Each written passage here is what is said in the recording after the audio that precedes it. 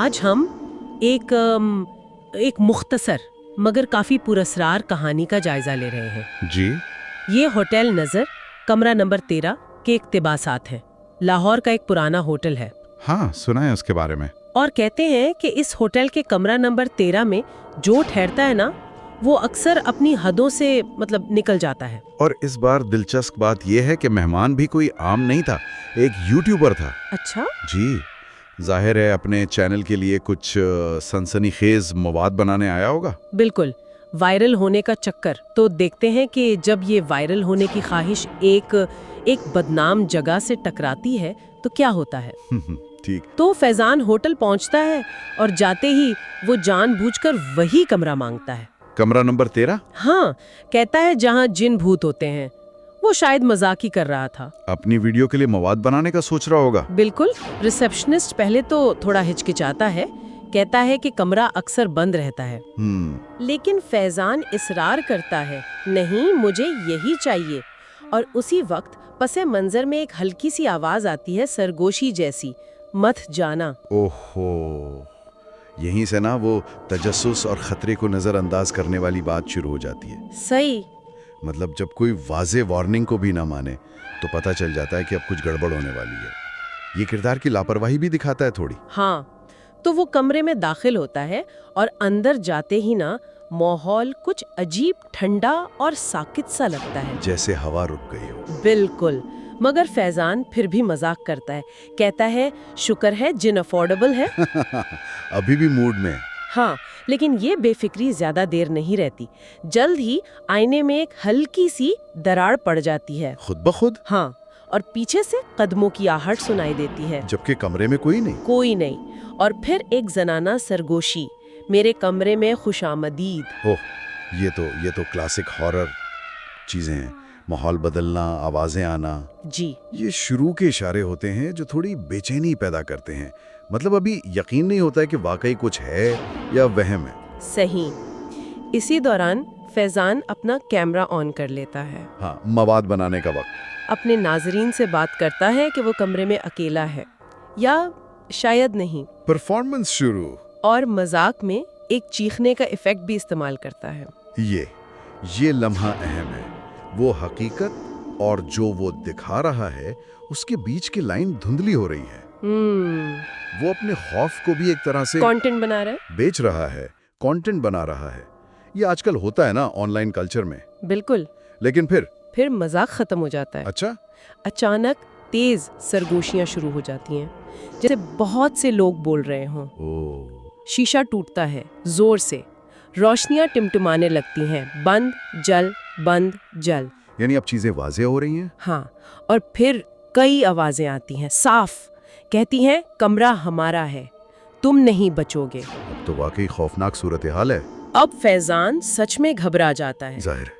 جی بالکل، پہلے مذاق تھا، اب جان پہ بنائی ہے۔ اسے آئینے میں کوئی نظر آتا ہے، ایک سایہ سا۔ لیکن پیچھے کوئی نہیں۔ پیچھے دیکھتا ہے، کوئی نہیں۔ فرش پر کچھ گھسیٹنے کی آواز آتی ہے، جیسے کوئی بھاری چیز کھینچ رہا ہو۔ اللہ۔ اور پھر دروازہ خود بخود زور سے بند ہوتا ہے، ٹھا۔ کمرہ لاک ہو گیا؟ ہاں، اور سرگوشیاں وہ اب ایک ورد کی طرح لگتی ہیں، ایک ہی جملہ بار بار، 3 بار نام لو، پھر تمہاری آواز بند ہو جائے گی۔ نام لو؟ کس کا نام؟ یہی تو وہ چیخ کر پوچھتا ہے، کس کا نام؟ وہ جواب؟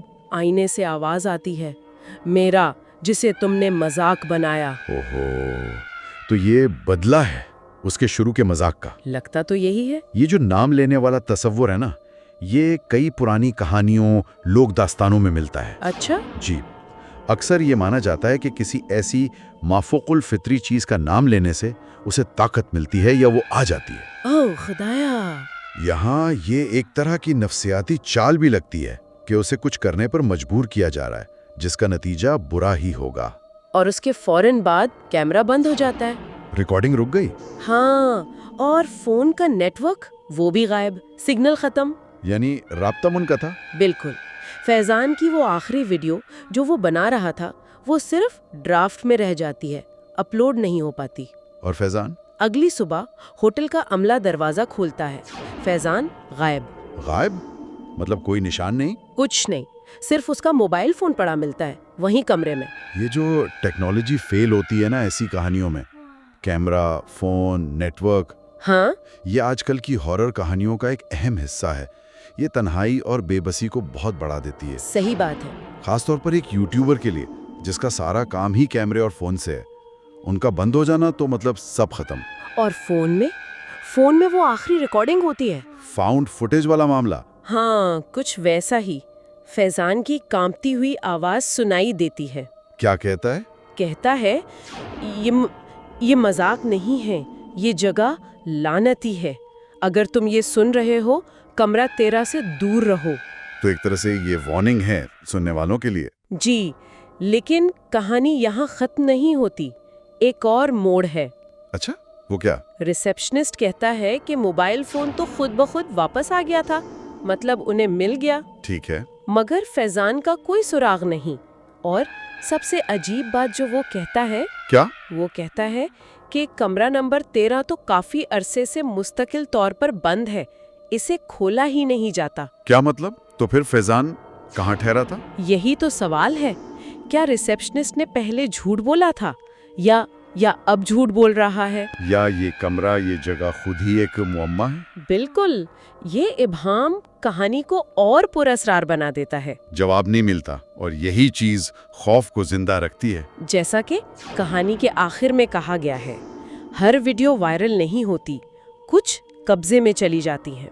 واہ، گہری بات ہے نا؟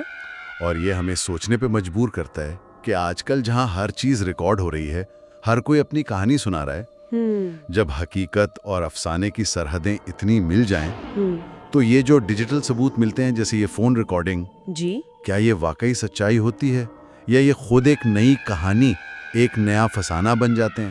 سچ کیا ہے یہ جاننا شاید پہلے سے زیادہ مشکل ہو گیا۔